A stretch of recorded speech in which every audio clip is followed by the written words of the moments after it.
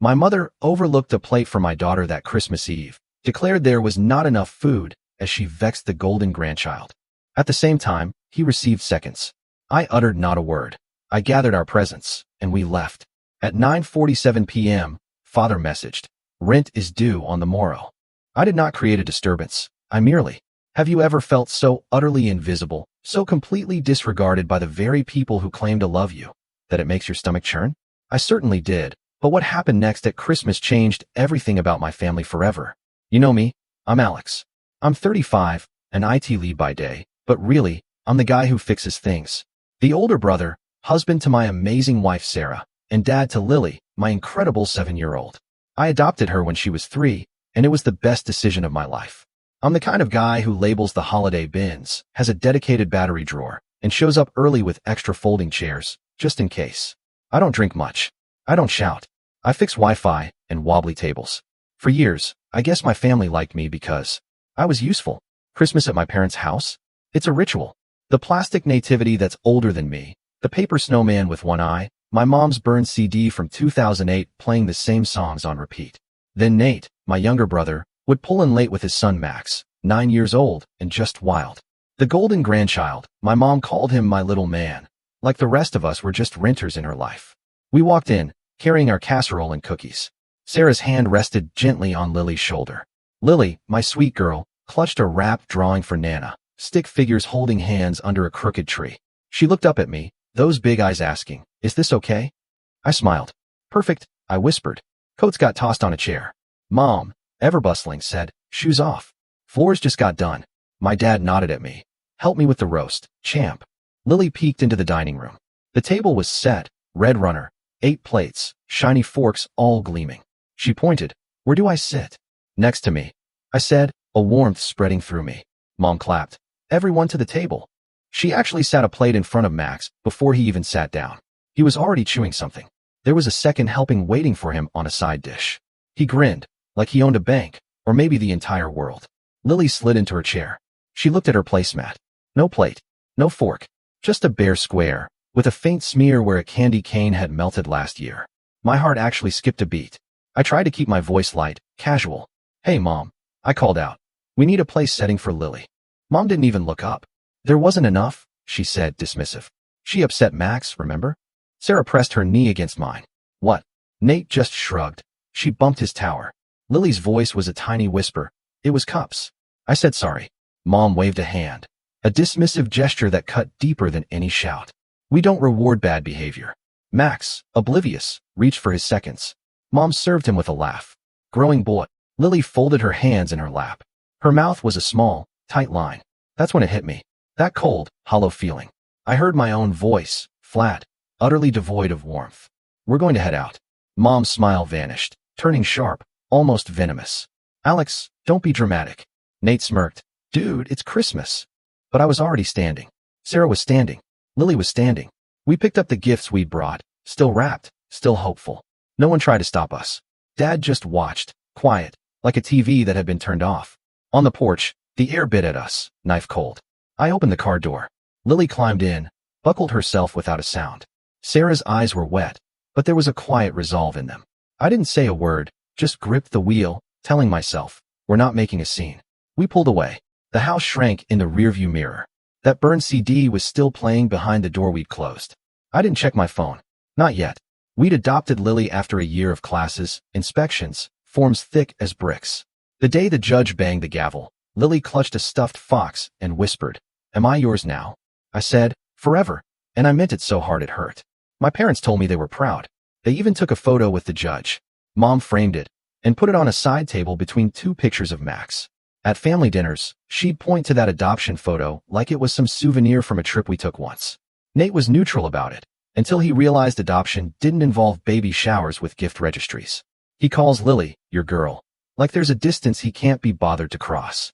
Max calls her, not really cousin, and I knew damn well he didn't invent that. Money. It sat on the table in our family the way salt does. Always there, used without thinking. When I got my first help desk job, Mom started texting, quick favors. The internet bill was confusing. Car insurance was time sensitive. Nate needed a bridge loan between bartending shifts. Dad's back went out, and suddenly I was covering his expenses for a month that stretched to 3. Sarah's a nurse. She works nights sometimes. We don't swim in money, but we plan. We say no to vacations and yes to dental. We budget. We refill our savings with a scoop the size of a spoon. Every December, the choreography repeated. Mom assigned dishes, then slipped in a big-ticket item to us because we were reliable. Turkey once, ham twice. You get points on your card, she'd say, as if points were a currency we could feed our kid. When I asked to split costs, Mom would get soft, almost tearful. Don't make this about money, sweetheart. They would get loud. Dude, I'm between gigs. He'd been between gigs for 3 years. Max never seemed to run out of new shoes. Before Christmas this year, Mom called, her voice artificially cheerful. Can you grab the roast and the good napkins? The ones with the gold edge? And wine? 2 reds, 1 white. Oh, and plates. Ours are chipped. You know where to find a deal. I drew a line. We can bring sides and dessert. That's our cap. She went quiet for a beat. It's Christmas, Alex. Don't nickel and dime the season. Sarah squeezed my hand. I held firm. We've got our own bills. Nate chimed in on the family chat. Don't start. Then, a photo of Max at a trampoline park, captioned, worth it. 2 days later, Dad sent a screenshot. Utilities went crazy this month, with a number that looked round and fake. I asked for the actual bill. He wrote, it's complicated. That's his shorthand for don't ask questions. We kept our heads down. Lily made cards for everyone, stick stars, and Nona, spelled with such care. She practiced a little Merry Christmas speech because she likes speeches now. School does that to kids. That morning, setting out Lily's tights, I thought, we can survive one dinner. Smile. Nod. Leave it a normal time. Don't be the problem. At the house, the first hit came quick. There wasn't enough. Lily's empty spot. Max's seconds. The whole room bending around one child like gravity itself. I felt the old thing crawl up my spine. The part of me that runs interference, that says, fine, I'll fix it. Just stop yelling. But I looked at Lily's hands, folded like a prayer, and something even older, something fierce, woke up inside me. We left. Back. Home. I heated chicken nuggets. Sarah added carrot sticks. We ate on the couch, under a blanket that smelled of laundry soap. Lily watched a movie, doing the running commentary kids do. Look, a dog. She didn't mention the table. She didn't ask why. After she brushed her teeth and curled up with her fox, I checked my phone. 9 missed calls from Mom. 4 from Dad. 2 from Nate. A new family chat banner. We need to talk about Alex. A text from Mom. Please don't embarrass us with a scene. I hadn't said a word. At 9:47 p.m., Dad finally texted me directly. Rent due tomorrow. That was new. Not a reminder. Not we're tight. Not can you help. Just a flat sentence that assumed my wallet belonged to him. I stared at the screen. Sarah saw my face. What now? I held up the phone. She closed her eyes and exhaled slowly. Of course, we didn't answer. We put Lily to bed, turned off the tree lights, and sat at our small kitchen table, the one we'd paid for with a coupon and a weekend of sanding. Tomorrow, Sarah said, her voice firm. We handle it tomorrow. She didn't mean the rent. She meant the pattern. I lay awake longer than I should have. I replayed Lily's hands on that bare placemat, and the way my mother looked at me when I asked for a plate, like I'd asked her to split the ocean. Around midnight, my phone buzzed again. Nate, in the group chat. Bro, you made Max cry. Pay the rent, and stop being weird. My thumb hovered. I put the phone face down. I slept. Not well, but I slept. Morning. Quiet apartment. Pale winter light filtering through the blinds. Coffee that tasted like waking up. Lily patted out in fuzzy socks. Is today still Christmas? She asked. It's the day after, I said. Which means pancakes? She grinned. Chocolate chip, she added obviously. Sarah kissed the top of my head and left for a short shift. Text me, she said. Anything. Everything. After pancakes, I opened my banking app, because that's what you do when you're about to be told what to do with your money. Grocery transactions from yesterday, the sides and dessert we brought. Gifts we bought for their house from the kids' name draw. A tradition that somehow never drew Max's name to us. 40 minutes gone to math and a chest tightness I know too well. The family chat was already hot. Mom, we are all disappointed in how you handled last night. Aunt Lisa, let's remember it's the Lord's Day. Nate, you owe Dad rent. Dad, new system this month. I'll send link. I typed and erased 3 starts. Then I did something simple. I scrolled up and saved a photo from last night. The dining table with 8 plates and a blank square.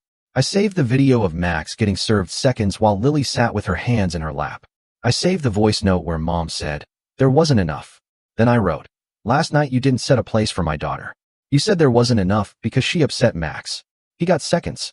We left. I sent the photo. I sent the 10-second video. The typing dots exploded. Mom, you are taking things out of context.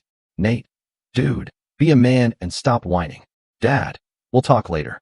Rent first. Link coming. Mom, Lily should learn consequences. Me, for being 7? Nate sent a clown emoji. Then, grow up. I took a breath, and I went to my notes app. If I had to be the boring person with receipts, fine. I'd been in before. I listed 12 months of quick favors. $120 for dad's car. $200 for mom's emergency dentist. $70 here for party shortfall. $150 for now, never returned. I totaled it. I took screenshots. Sarah texted me privately. I'm with you. Say the thing. I dropped the screenshots into the family chat. This is last year. I didn't complain, but last night crossed a line. I won't pay your rent. I won't stand for Lily being treated like less. Do not ask me for money without a bill. Actually, don't ask me for money. Silence. Then, all at once. Mom, how dare you tally our kindness? Kindness. Dad, pay rent first, argue later. Nate, my kid is not the problem. Me, your kid is not the problem. The way you treat my kid is. He replied, if she didn't knock his build. Me, it was cups. And she apologized. Mom switched tactics. Your father's blood pressure is up. He's stressed. This isn't good for his heart. There it was. The health grenade. The one that means if something happens to him, it's on you. My stomach did the old twist. Then I looked at Lily, who was drawing a fox wearing a scarf, humming to herself. I typed 3 letters. No. Mom. No what? Me. No to paying your rent. No to pretending last night was normal. No to being your emergency fund. Dad, Alex. I didn't wait. I left the family phone plan. I paid off my device, started a new plan with Sarah, and sent a polite text. I've moved our numbers. Please remove my line from your account. Practical. Clean. No more. Why is Max streaming premium games on my data? I opened email and wrote a subject line. Boundaries. I kept it short, bullet points. I will not pay your rent. I will not be part of events where Lily is excluded. I will only discuss money with actual bills attached. Do not contact Sarah about this. I CC'd Sarah. I BCC'd myself. The doorbell rang at 10:40. Dad. Alone. Wearing the good coat he saved for weddings and meetings with bank managers. He looked tired. Hopeful. A little ashamed. I opened the door with the chain on. Hi, he tried to smile. Let's be men about this. Me meaning? Come on, he said softly. Help your old man out. 1 month, then we're square. Dad. I said, the words heavy. I adopted a kid. I budget a mortgage's worth of groceries so other people can eat. And last night, my mother told my daughter there wasn't a plate for her. You want me to be a man? Here it is. I'm her father first. He rubbed his face. Your mother gets carried away. She didn't mean it. She meant it enough to say it. I countered. He looked past me, into our little living room. The crochet blanket from Sarah's aunt, Lily's drawing of a whale, our cheap tree with homemade ornaments. He swallowed. We can fix this. We can, I agreed. But not by me paying your rent. He sighed hard. You know your brother doesn't have it. I know, I said. And I'm done carrying what he won't. He stared at his shoes. Your mother will be furious. She already is. He held out an envelope, like a weird offering. Then at least take your Christmas card. I took it. I didn't open it. He waited. I didn't move. Okay, he said finally. Okay. He left without yelling. I shut the door and leaned on it. My hand shook like I'd lifted something heavy. Maybe I had. I went back to Lily. Want to help me make cocoa? I asked. She nodded, eyes wide. With marshmallows? With marshmallows. We stirred in circles. The kitchen smelled sweet and sane. My phone buzzed on the counter. I didn't pick it up. Not then. Boundaries feel loud to the people who prefer you quiet. The first few days after Christmas were a chorus. Mom called so much I set her to deliver quietly. Her voicemail started with sweetheart and ended with selfish. In between, she tried every argument. You owe us. We raised you. You embarrassed us. Max didn't sleep. Your father's doctor said stress is bad. Like I control physics. Nate sent a long text that read like a Facebook comment thread. You think you're better than us now because you adopted. You always needed attention. You always wanted to prove you were the good one. Pay rent and shut up. I stared at the word adopted and felt something curdle. I typed, deleted, typed. Again. Then I wrote. Never talk about Lily like she's a prop ever. He replied with 3 laughing emojis and chill. I blocked his number for a week. Bliss. Sarah and I made a whiteboard rule and taped it to the fridge. No one makes Lily small. No one makes dad small. No one makes mom small. Lily added a box around Lily and decorated it with stars. We took Lily sledding on a hill behind the library. Snow squeaked under our boots. Our breath hung in the air like little ghosts. Lily shrieked down the slope, crashed into a soft pile, then rolled around laughing. Again, she yelled. We did it again and again and again. Simple joy that asked nothing from us but time. At home, I did tiny, normal things that felt like rebellion. I scheduled my own dental checkup. I unsubscribed from the family plan streaming account and added up how much it had actually cost me with "I'll pay you later" promises that never arrived. I cooked big and froze portions for later. I put $50 into a savings account labeled boring emergencies. I slept. Day 3. Dad texted me a photo of a scribbled budget. Working on it, he wrote, half joke, half question. I wrote back, yes, and call this number. I sent him contact info for a senior center counselor who does free money workshops. He replied, your mother won't go. I wrote, you can. He sent a thumbs up. It felt like a crack of light under a heavy door. Mom posted on Facebook about kids these days and respect. A cousin screenshotted it and sent it with, you okay? I answered, we're fine. Thanks for checking. The cousin replied, good for you. Little, tiny, unexpected votes of confidence. I took them all in. On day 5, Mom switched tactics. Come by Sunday, she texted me. Just you. We'll talk. I replied, no ambushes. Public place. Library. You apologized to Lily first. She sent a single period. Then fine. Sunday afternoon. We sat in a library study room under fluorescent lights that make everyone look like a tax document. Mom wore her nice sweater. Dad wore the coat again. They looked tired, in a human way, not a dramatic one. Mom started to speak, then looked at the table. I'm sorry if. No if, I said, keeping my voice even. Say it for Lily. She swallowed. I'm sorry I didn't set a place for Lily. Dad cleared his throat. We messed up. Thank you, I said. We don't do that again. Mom's eyes filled. Max is Max. He's sensitive. Lily is sensitive, I said. She's 7. She's ours. She isn't second. Silence stretched. A kid squealed in the children's area. Someone shelved books. Real life sounds. Dad pulled out a folded paper. About the rent, he said carefully. We'll figure it out. I sent resources, I said. I can help you call. Mom bristled. We're not helpless. Good, I said. Then you don't need our money. She sat back like I'd yanked a cord she'd been leaning on. You're cruel sometimes. I'm boundaried, I said. It looks similar if you're used to me being easy. The study room clock ticked, loud as a metronome. Finally, Mom exhaled. We'll go to your counselor place. We'll try. Thank you. We didn't hug. We didn't scorch the earth. We set a meeting time. I wrote it down. Dad nodded like he was committing to a diet. Mom dabbed her eye corners with a tissue. Outside the library, my phone buzzed. It was Nate. I almost didn't pick up. I did. He started without a hello. Mom's crying. Happy. I'm not happy, I said. I'm not your ATM either. You think I don't want to help? I can't. And you can. That's the difference.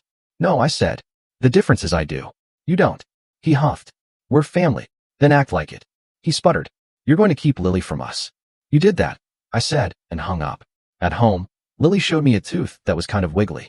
We high-fived like she'd earned a promotion. We ordered pizza to celebrate. She put a slice on a plate and then, because she's her, put a second plate next to it and said, this is for my fox. She laughed at herself like she'd nailed the best joke in the world. The week moved on. Work tickets. Lunches packed. School drop-off with a pink hat. Mom texted me a photo of a budgeting worksheet with 3 empty lines filled. This is stupid, she wrote. Then, but okay. Progress. Progress looks weird in my family. I'll take it. One evening, Sarah and I did the audit we'd been avoiding. We opened our shared notes and wrote, what changes? My finger hovered. Then I typed, vacation fund. Sarah's mouth fell open. Are we allowed? She joked. We set up an automatic transfer of $25 every paycheck. Small. Laughably small. Also everything. At bedtime, Lily whispered, did I do wrong at Christmas? No. I said, forehead to hers. You did great. Will Nana like me later? That's Nana's job, I said.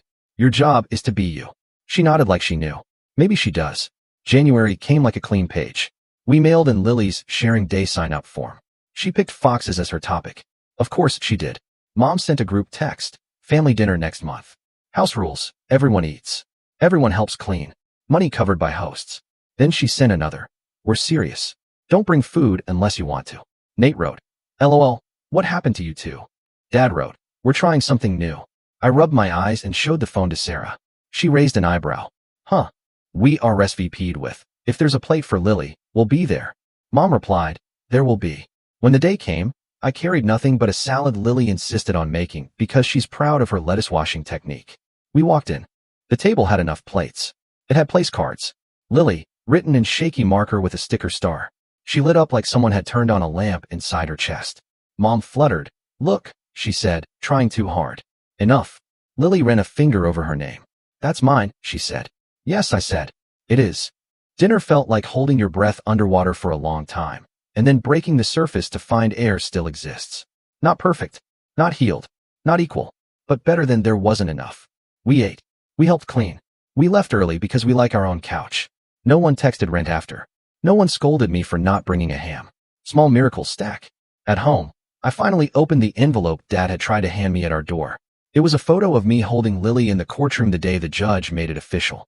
On the back, Dad had written, "Proud of the man you are learning, too, Dad." I showed Sarah.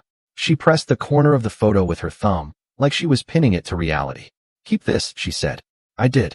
This is what I know now. In plain words I can stick to the fridge. Love without respect is a bill that never stops coming. If I pay it, I teach my daughter to hand over her plate with a smile and call that kindness. I won't. I'm her father. That's my whole job. I didn't make a scene. I made a boundary. I didn't send a speech. I sent screenshots and a no. I didn't slam the door. I locked it and opened it later with terms. Mom still pokes. Nate still sulks. Dad sends pictures of the garden. Dirt to sprouts. Sometimes he adds progress. Sometimes he just adds a green check mark. Fine. Lily's whiteboard rules live on our fridge. No one makes Lily small. No one makes Mom small. No one makes Dad small. She added a fourth last week. Tongue out, practicing letters. Everyone gets a plate. That's it. That's the moral. Everyone gets a plate. If you forget, we leave. When my phone buzzes at 9:47 p.m. now, it's usually a blurry photo of Lily and the fox tucked under a quilt. Both asleep, both pretending. No rent links, no emergency guilt. Just my life, quiet, and paid for by us. I didn't make a scene. I just decided who I am in this family. And then I acted like it. Tell me, have you ever had to draw a hard line with family, with people you love, even when it felt like everything was going to fall apart? What did you do? I'd really love to hear your stories in the comments below.